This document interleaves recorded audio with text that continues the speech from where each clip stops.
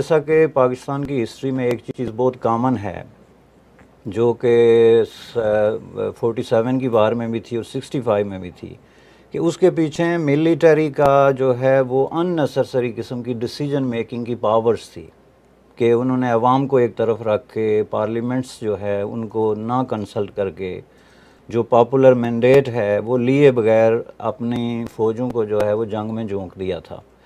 ये एक अच्छा। ऐसा फैक्टर है जो आपकी सारी वार्स में कॉमन है, और ये 71 की फार में भी कॉमन है। कई भारी अक्सरियत से जो है वो मशरक़ी पाकिस्तान में अवामी लीग ने जीते थे, और मगरबी पाकिस्तान में पाकिस्तान पीपल्स पार्टी ने जुल्फ़िकार अली भुट्टो की क़यादत में। मशरक़ी पाकिस्तान में अवामी लीग को शेख मुजीबुर रहमान जो है वो लीड कर रहे थे।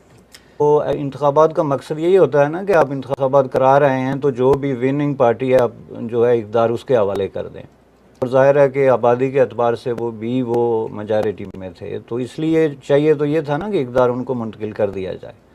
लेकिन ये करने के बजाय यहिया ख़ान ने जो है वो टाल मटोल से काम लेना शुरू कर दिया, मुख्तलिफ़ किस्म के इश्यूज़ खड़े करने शुरू कर दिए। शेख मुजीब की जो पैट्रियाटिज़म है, मुहब्बत वतनी है, उस पर क्वेश्चन शुरू कर दिया कि जब कायदे आज़म ने ये डिसाइड किया कि जी पाकिस्तान की कौमी ज़बान जो है वो उर्दू होगी, तो बंगालियों ने इसको बहुत ही जो है रजिस्ट किया, चूँकि वो एक तो आबादी के अतबार से अक्सरियत में थे, दूसरा उनकी ज़बान जो बंगाली ज़बान है वो बर्र सगीर की बड़ी बड़ी जो रिकग्नाइज किस्म की हिस्टोरिकली डिवेलप किस्म की वेल डिवेलप लैंग्वेजेस हैं उनमें शुमार होता है। उनमें ज़ाहिर है वो कैसे ये एक्सेप्ट कर लेते कि जी आप उर्दू उन पर मसालत कर लें, और उर्दू किसकी, जो पाकिस्तान के 5% लोग भी जो है नहीं बोलते थे। तो ये उनका एक जायज़ मुतालबा था। इंडिया के अंदर 15-20 लैंग्वेजेस या इससे भी ज़्यादा लैंग्वेजेस ऑफिशियल लैंग्वेजेस बन सकती हैं, जिसमें हिंदी भी है, तमिल भी है, सारी लैंग्वेजेस हैं, उर्दू भी है। तो यही काम पाकिस्तान में भी हो सकता था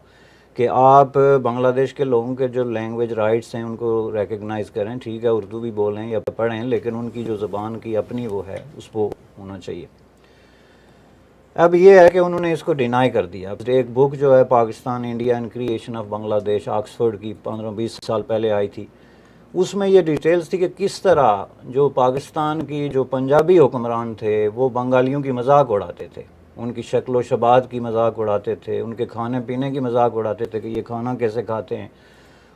फिर बांग्लादेश के लोग ये समझ रहे थे कि हमारे जो वसाइल हैं उनको भी मगरबी पाकिस्तान, जिसको आज आप पाकिस्तान कहते हैं, उसमें इस्तेमाल किया जा रहा है। जैसे हमारी जो हिस्ट्री है वो हिस्ट्री उन्हीं लोगों की लिखी हुई है जो उस वक्त रॉन्ग साइड पे थे, जो उस वक्त बंगालियों को कत्ल कराना चाहते थे, उनके हुकूक मानने से इनकार कर रहे थे।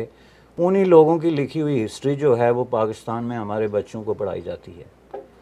अब ये नहीं कि ये बांग्लादेश के मिलियंस ऑफ लोग जो हैं वो कहते हैं कि ये हमारी वार ऑफ लिबरेशन थी, हमने आज़ादी ली, लड़के ली, इतनी बड़ी कत्ल गारत गरी के बाद ली। हम उस बंगालियों पे ये इल्ज़ाम लगाया गया कि हिंदुस्तान की अगरतला एक जगह का नाम है, कि वहाँ पे बैठ के तो इन लोगों ने जो है एक साजिश तैयार की बांग्लादेश को अलग करने की, और उसमें जो है वो लोगों को प्रोसिक्यूट किया गया, उनको गिरफ़्तार किया गया, उनके जो राइट्स थे, लीगल राइट्स उनको दिए बगैर जो है अनफेयर ट्रायल में ले जाया गया। इस तरह की जो सारी चीज़ें थी, प्रेस की तरफ से एक डिस्क्रिमिनेटरी किस्म की स्टेटमेंट्स जो हैं वो मगरबी पाकिस्तान के प्रेस में जो है वो आती रही।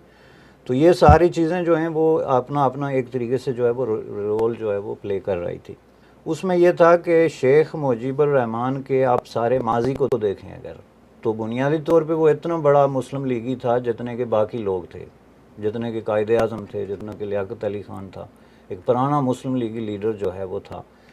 लेकिन जब उसने बंगालियों के हुकूक की बात करनी शुरू की कि जमहूरी हुकूक हैं हमारे, जो उनके माशी हुकूक हैं, जो समाजी इंसाफ की बात जो है उसने की, तो उसके नतीजे में उसकी बात सुनने के बजाय उन्होंने उसको जो है गद्दार डिक्लेयर कर दिया। उसके जो 6 नकात थे जो कि बहुत मशहूर हैं कि जी शेख मुजीबुर रहमान के 6 नकात, उसको उन्होंने पाकिस्तान तोड़ने की रेसिपी करार दिया। हालांकि फ़ैक्ट ये था कि वो पाकिस्तान को एक्चुअली बचाने के 6 नकात थे, कि अगर वो उस वक्त मान लिए जाते तो उसमें एक भी ऐसी चीज़ नहीं थी जिसकी वजह से कोई मुल्क जो है वो टूट सकता है। इसमें उनकी सूबाई खुद मुख्तारी होगी, अपने हुकूक होंगे। लेकिन इसके बजाय यहिया ख़ान ने और जनरलों ने जो है वो इसको 1 यूनिट डिक्लेयर कर दिया कि हमें तो ये बताया गया था जी कि आपकी लैंग्वेजेस, आपका कल्चर, आपका जो है वो अपनी जो माशी और अपनी इलाकाई खुद मुख्तारी है वो इसी तरह रहेगी। लेकिन अब तो ये सिचुएशन बिल्कुल ऐसे हो गए कि ये वन यूनिट बन गया और इससे हमारे राइट्स जो हैं वो डिनाई हो रहे। तो इसके नतीजे में फिर जो है ज़ाहिर लोगों में एक नाराज़गी थी जो बड़े पैमाने पे जो है वो जंग का बायस बनी कि जनाब बांग्लादेश के अंदर जो है उस वार के दौरान अवाम का कत्लेआम किया गया। उसमें जो प्राइवेट ग्रुप्स थे उसको पाकिस्तान मिलिटरी ने मसल्ला करके उनको असला दे के बंगाली अवाम के ख़िलाफ़ इस्तेमाल किया। उसमें दो ग्रुप बहुत मशहूर हुए थे, अल शम्स और अल बदर। ये जो दो ग्रुप थे इन्होंने वहाँ पे कैंपों में और आम सिविलियन पॉपुलेशन में जाके लोगों का कत्लेआम किया था। ये कौन लोग थे? अल शम्स और अल बदर। कभी आपने पाकिस्तान की हिस्ट्री में पढ़ा है?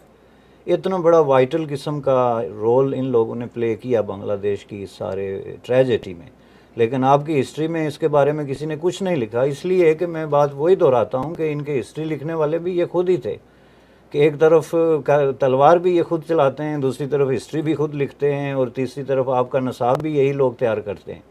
तो आपकी जनरेशन्स टू जनरेशन्स जो है उनको जिस तरीके से मिसगाइड किया गया उसका ये ट्रायल जो है सामने आ रहा है कि इन लोगों ने बाकायदा जो है फोर्सेस मुनाज़म की। उसके बाद पाकिस्तान मिलिटरी के साथ मिल के वहाँ पे जो डिस्ट्रक्शन हुई, जो रेप हुए, जो लूट खसूट हुई, जो लोगों को सरेआम कत्ल किया गया, उनकी लाशें फेंकी गई, इज्तिमाई कब्रें बनाई गई, इस सारे प्रोसेस के अंदर ये लोग बिल्कुल सामने शामिल थे। और अगर इसमें किसी शक की गुंजाइश थी भी तो बांग्लादेश की अदालतों में जो ट्रायल हुआ है उसके बाद जजेस ने इनको अपनी सफाई का पूरा मौका देने के बाद ये डिसीजन किया है कि ये लोग सज़ाए मौत के हकदार हैं। लेकिन इसकी जो सच्चाई है और इसके पीछे जो एलिगेशंस की सच्चाई है उससे कोई भी जो है वो इनकार नहीं कर सकता। जो डिफरेंट ग्रुप्स वहाँ पे इन्वॉल्व थे उनका अपना अपना क्या रोल बनता था। अब इसमें एक ग्रुप तो ये हो गया जिसकी मैंने आपको वजाहत कर दी कि जिसमें सारी फंडामेंटलिस्ट फोर्सेस थी। उसमें सिर्फ यही नहीं कि वहाँ के लोकली फंडामेंटल, बल्कि ख़ुद पाकिस्तान से इस तरह की जत्थे और दस्ते और फोर्सेस जो हैं उनको भेजा गया, सिविलियन जो कि वहाँ पे लड़ने के लिए। उसके बाद दूसरा जो अहम ज़ाहिर है वो पाकिस्तान मिलिटरी थी। अब ये तारीख़ में कितने दफ़ा बहुत कम हुआ है, बहुत कम मुल्कों में ऐसे हुआ कि ख़ुद आपकी अपनी मिलिटरी जो है अपने ही अवाम को इस तरीके से बेदर्दी से जो है वो कत्ल करना शुरू कर दे। बल्कि मैं ये कहूँगा कि ये तो सिर्फ पाकिस्तान में ही हुआ है कि एक दफ़ा आपने बलूचिस्तान पे फ़ौज कशी की, वहाँ लोगों को बेदर्दी से कत्ल किया, एक दफ़ा नहीं बल्कि कई दफ़ा। इस तरह बांग्लादेश का ये जो आपका क्या कहते हैं कि एक गलत एक्सपीरियंस था उससे फ़ायदा उठाकर सीखने के बजाय उसको फिर दोहराया गया और उनके मुज़ाकरात चल रहे थे मुजीबुर रहमान के साथ कामयाबी से, जब कि मुजीब ने उनको ये बताया कि आप लोग ढाका छोड़ दें।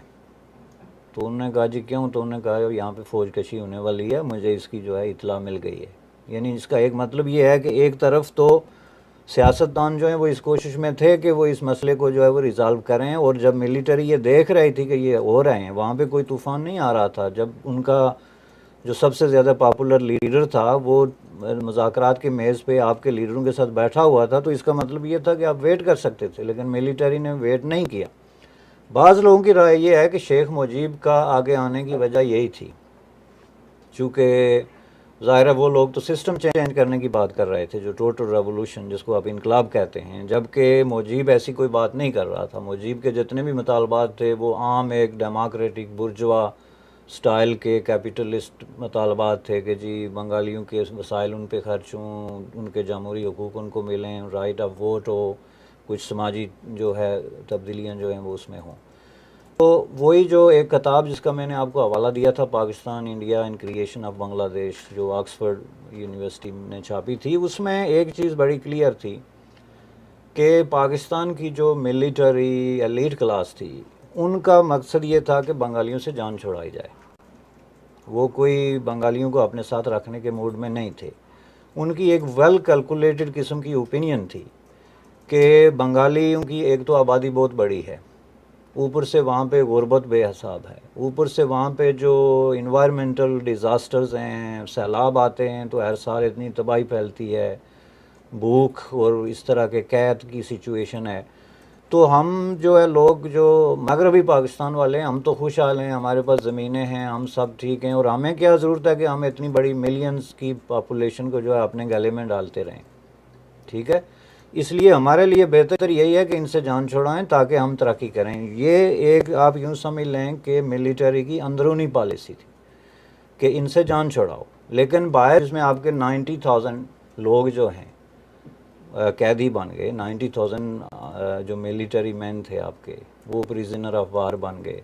इतना बड़ा डिज़ास्टर हुआ, और आप इसकी जो ह्यूमन ट्रेजेडी है उसको ये टोटली रथलेसली जिस तरीके से ये उससे पहलू तय कर रहे हैं कि आदमी को इस पे रोना आता है कि आप ये देखें कि ये बहुत बड़े डिज़ास्टर में से एक था दुनिया की तारीख का, सिर्फ इंडियन सब कॉन्टिनेंट का नहीं।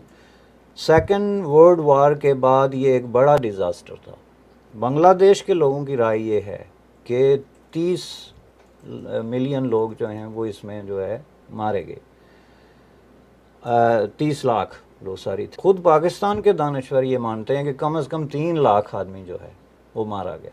ये इतना, और अयूब खान के, यहिया खान के हवाले से बहुत सारी ऐसी चीज़ें मशहूर हैं कि जब उन्होंने कहा कि जी ये 3, 4, 5 मिलियन तो मारना तो ये कोई बात ही नहीं है जी, इनको इधर से उधर कर देना जो है ये कौन सी जो है वो बिग डील है।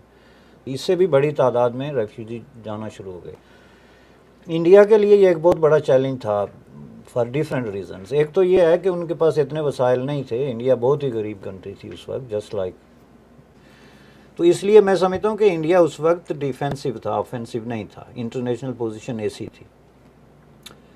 इसकी एक मिसाल मैं आपको ये देता हूँ कि जब किसिंजर जो है, हेनरी किसिंजर, चाइना में जाते हुए दिल्ली में जो है उसने स्टॉप किया और वो प्राइम मिनिस्टर इंदिरा गांधी से मिला नाश्ते पे। ठीक है, तो उस वक्त हालात बहुत ख़राब हो चुके थे, लास्ट मिनट की मैं बात कर रहा हूँ। तो इंदिरा गांधी ने उसको ये कहा कि आप जो है कुछ करें कि ये कुछ हो रहा है बांग्लादेश में, ये रिफ्यूजी आ रहे हैं हमारे पास, हम इसको नहीं सस्टेन कर सकते, तो आप जो है वो इसका हल निकालें, मिलिट्री हल निकालते हैं जो करते हैं, लेकिन आप करें। तो किसिंजर ने ये कहा कि हम ये नहीं कर सकते। तो उस वक्त इंदिरा गांधी के साथ जो है उनका जो है चीफ ऑफ आर्मी स्टाफ जो मिलिट्री जनरल था वो भी बैठा था। तो इंदिरा गांधी ने उनको कहा कि अगर आप नहीं करते तो फिर मैं इनको कहूँगी कि ये करें।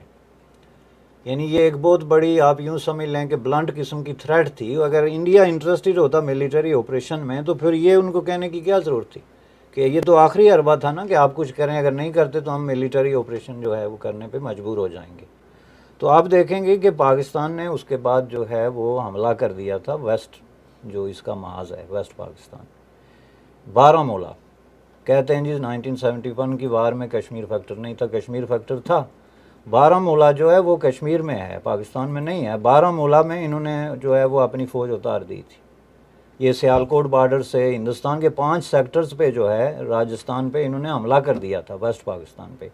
उस हमले के बाद जो है वो फिर जो है हिंदुस्तान ने पूरे तरीके से जो है ना वो अपनी फ़ौजें दाखिल कर दी वहाँ, जिसके नतीजे में ये इधर ऐलान करते रहे कि हम तो जनाब पता नहीं 1000 साल लड़ेंगे, क्या करेंगे, और उधर उनका जनरल जो था उसने अपनी राइफ़ल जो है वो हिंदुस्तानी जनरल को पेश कर दी कि जनाब हम तो लड़ने की पोजीशन में नहीं है। क्या हुआ, मैं समझता हूँ कि उसके बाद बांग्लादेश इस सारी ट्रेजेडी से निकल गया, निकल के बांग्लादेश अब एक राइट ट्रैक पे है। जब उसने अपने फंडामेंटलिस्टों को अदालतों में खड़ा करना शुरू कर दिया, ट्रायल होने शुरू हो गए वार क्रिमिनल्स के, डेमोक्रेसी वहाँ पे वर्क कर रही है, और अवाम आस्ता आस्ता जो है एक उसकी तरफ बढ़ते जा रहे हैं।